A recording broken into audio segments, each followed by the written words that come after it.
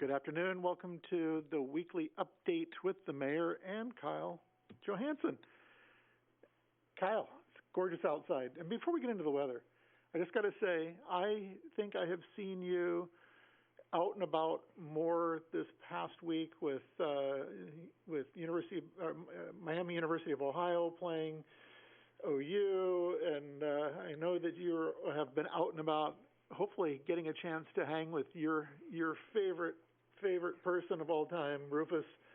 But I just want to state on the front end that I know how engaged you are when it comes to OU sports, but that's a whole aside to today's update. Kyle, give us an idea as to how much more frigid, if it is going to get more frigid, the weather is going to be at nighttime in particular moving forward over the next 7 days. So today, look for a mix of clouds and sun, high of 50. Tonight, sun clouds, low of 27. Tomorrow, mostly sunny, high of 51, low of 26.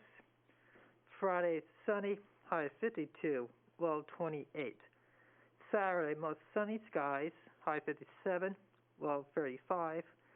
Sunday, 60, 38, mostly sunny. Sunday, mostly sunny, 62, 46. Tuesday, partly cloudy, 62, 45. And next Wednesday, mostly cloudy, 62, 49. In COVID cases in Ohio, today's have been now over 4,200 in the last 24 hours. And now beginning today, elementary school kids and middle school kids could get the Pfizer vaccine, and they can be fully vaccinated before Christmas time and before they go back to spring semester. And nationwide, our 7-day average COVID cases count has been dropping since September, and we're supposed to keep going on down throughout the winter, and plus to hit the below 5,000 cases a day nationwide before we hit the end of January. And also that booster shot 65 years and older will be ending by the end of next week. Then 50 years and older, before Thanksgiving, all 20 years and up can be happening before Christmas time and New Year's. And in OU Athletics, OU football team won against Miami by 2 points, 35-33. We got Bats weekend this weekend, men's basketball, and it's also their MAC tournament ceremony. The banner will be announced before tip-off begins at 2 p.m. And also, don't forget, Saturday night before you go to bed, change your clocks, smoke alarm batteries, and radios batteries. And we got more basketball at home next Tuesday night, 7 p.m. And we got 2 more volleyball games at home next week. And we got 2 more football games away and 1 more home football game at home on the 16th to be announced. It could be either at 7:30 p.m. or 8 p.m. Even though daily things time, that would confuse people. Yes. And Kyle, women's soccer is really, really doing well. They won 7 games and lost 2. Wow. I just found that out the other day. So they're on the number 1 list. Props. Number one. Yeah. Props to big congratulations to women's soccer as they move forward. I think they have another game coming up against Bowling Green, if I'm not mistaken. It's amazing and worth mentioning to everybody. To kind of follow up on Kyle's numbers, there you see the numbers, people who have, the percentage that have started the vaccine and the percentage that has completed the vaccine. I was just talking to President Hugh Sherman the other day, and he has indicated to me that the average for everyone at Ohio University is above 80%, which is outstanding in terms of numbers. So again, as Kyle indicated, the active counts, this is as of yesterday in Athens County, is 264. Vastly different than 3 or 4 months ago when we were in the thousands, dropping down. Unfortunately, we do have 1 additional death with a total of 89 deaths. I also was at a meeting where I was listening to a report out from Oblenis Hospital, and they had indicated that they have very, very few people in the ICU at Oblenis Hospital, and that was interesting news. And finally, in the COVID-19 realm, we constantly get, twice a week, we get an update on our viral load sampling that goes on in the 4 sample sites for the city of Athens, as well as the 5 sample sites on campus. And for the city sample sites, the sample recordings, the assays coming from the viral load testing is that they are continue to trend downward, which is a really great indicator that those are going down. As Kyle indicated, with the vaccine that is available for individuals that are age 5 to 11, that November 12th from 1 to 6 p.m. at Heritage Hall, which, as you see on the slide, 191 West Union Street here in Athens. There is no cost. Bring your insurance card and ID. For the kids that are 5 on up, they have the Pfizer vaccine. And kids under the age of 18, which would be by and large all those kids, you must be accompanied by a guardian or a parent. If you have any questions regarding the vaccination process, always feel free to call the Athens City County Health Department, and you can reach them at 740-592-4431. All right. Stimson Avenue, Engineering and Public Works updates. This is great to be able to share. The final course, the top course of asphalt, was completed yesterday afternoon at 2 p.m., I believe. So the asphalt work is complete. Next week, they will start the lane marking. And once they get the lane marking down, they will then transition to back to 2 lanes or two ways of traffic, both the eastbound and the westbound, as opposed to just the westbound currently. They'll continue doing sidewalk work, pouring concrete, and other things within that project corridor. But again, good news that they, were able to get the asphalt put down well before the asphalt plants start to close, which is typically mid to late November that happens. So we are done with that. So look for the street markings next week, and hopefully we'll be able to cut a ribbon or something and get the road back to 2 lanes of traffic. Other street improvements, we have the crack sealing that's going to be going on. I mentioned this last week, to where the company that's working on that street improvement project, that's McKee Paving, they're going to hit Hillcrest, Strathmore Boulevard, 2nd Street, West State Street, South May Avenue, Northwood Drive, Cable Lane, Strouds Run Road, and Richland Avenue. So there'll be flaggers as they are out there with their crack seal wands, putting crack seal down. Tonight is going to be a very, very cool event. It is the 7th annual Athena Award that is hosted by the Athens Commission on Disabilities.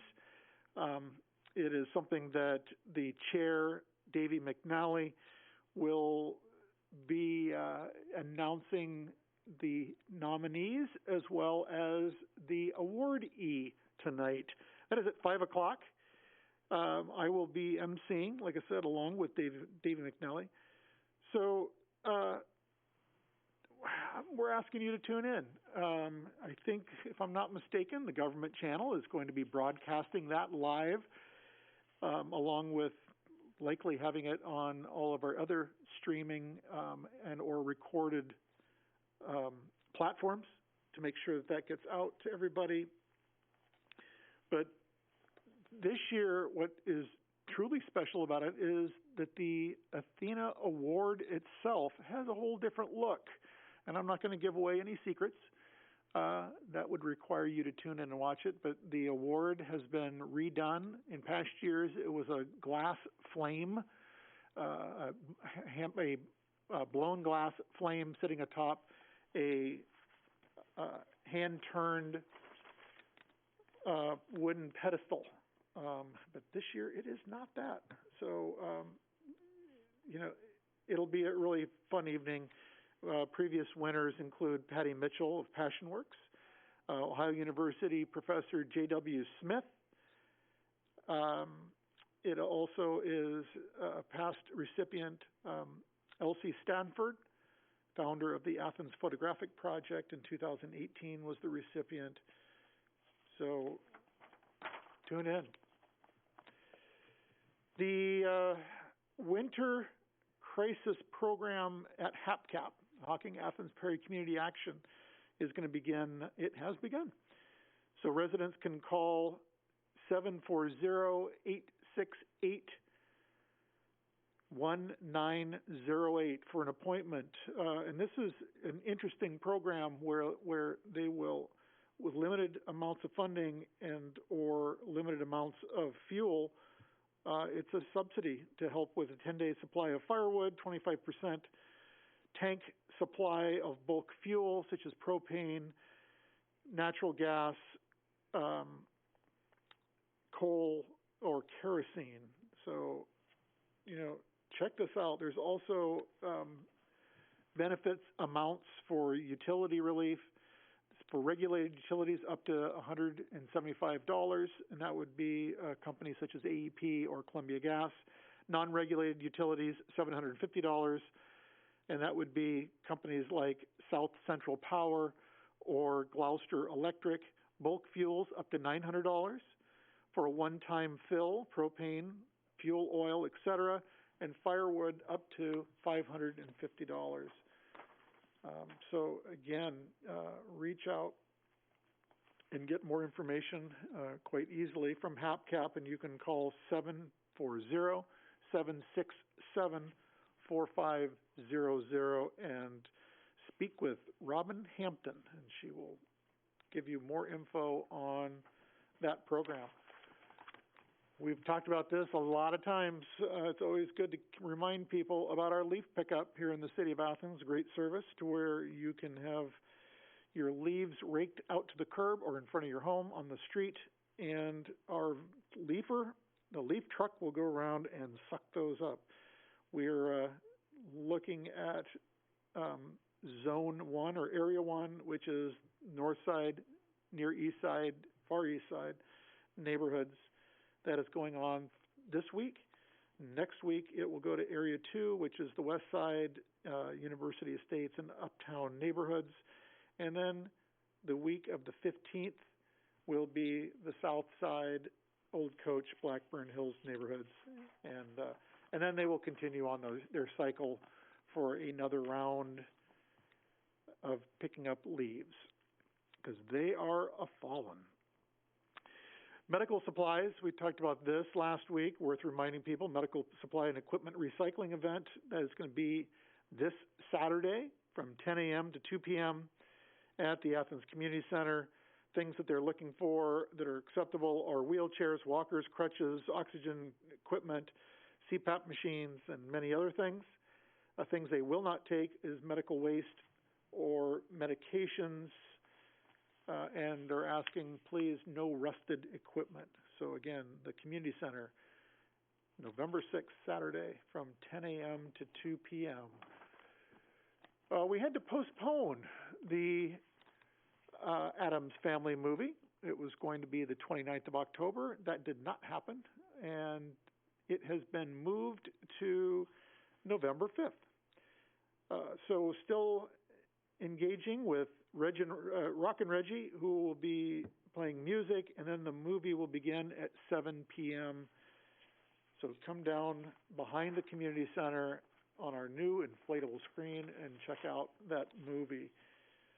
Some dates we want people to remember when it comes to your trash and recycling pickup, as well as composting. Veterans Day is coming up next week, November 11th.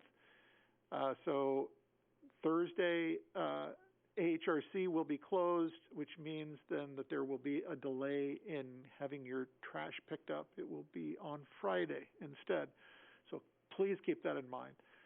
The Thanksgiving for the November 25th, again, that is a Thursday, and so AHRC will be closed Thursday. It'll be a one-day delay for those routes. Christmas Day, Again, a delay. It'll be closed on Friday. Actually, no delay. I apologize for that because it is a Friday. So there's no delay. And then the same holds true for New Year's Day, that there is no delay. They will be closed on Friday. So we'll make sure we get that out on heavy rotation to where people can check it out. If I'm not mistaken, that is also on the city's website. Yeah, I'm getting the big head nod from the person who keeps me in line, Scott Thompson. Upcoming meetings. Shade Tree Commission is meeting November 4th due to Veterans Day, so that's going to be happening tomorrow. It'll be 7 to 8 p.m. here in council chambers, open to the public. So if you're having a hard time getting to sleep or have indigestions, come down and watch Shade Tree Commission. That may help. Athens City Council is going to be meeting Monday, November 8th, here in council chambers at 7 p.m. The Board of Zoning Appeals is going to be meeting Tuesday, November 9th, 7 p.m. here in council chambers. Council chambers is the hopping place. The Joint Police Advisory Council is going to be meeting tomorrow. This is tomorrow, and it will be at the OUPD meeting room, which is 118 Ridges Circle. So this is up at the Ridges. That is from 5 to 6 p.m. Again, the Joint Police Advisory Council. The Arts, Parks, and Recreation Board will be meeting. Wow, there's a lot going on tomorrow. It is tomorrow as well. That is 5:30 to 6:30 at the Athens Community Center, Activity Room C. I don't know if the new director, Catherine Ann Jordan, will be there or not, but hopefully she will be able to attend that meeting. But again, that meeting is also open to the public. It is tomorrow evening, 5:30 to 6:30 p.m., Athens Community Center, Activity Room C, for the Recreation Advisory Board. And finally, I have the Mayor's Partnership for Progress meeting tomorrow, which I always look forward to, where the Mayor's Partnership for Progress, which is 18 Appalachian, Southeast Ohio counties wide, going all the way from Tuscarawas County up north down to Lawrence County south, from Meigs County all the way over to Highland County out west, where the mayors and city managers within those counties get together and we kind of share successes, and we certainly share challenges and work together as a collaborative group to help each other where help is needed, but also sharing ideas and thoughts on running our municipalities, from the very small populations of 172, that would be Amesville, Ohio, all the way up to, within our footprint, the city of Athens, which with our most recent census count is 23,849 is our population. So, and we are the largest city within the Mayor's Partnership for Progress footprint. That's all I have for today, Kyle. Thank you, as usual, for joining me and providing all things COVID, weather, and Bobcat sports. And thanks to you for tuning in. Please join us next week for the weekly update with the mayor and Kyle Johansson. Take care.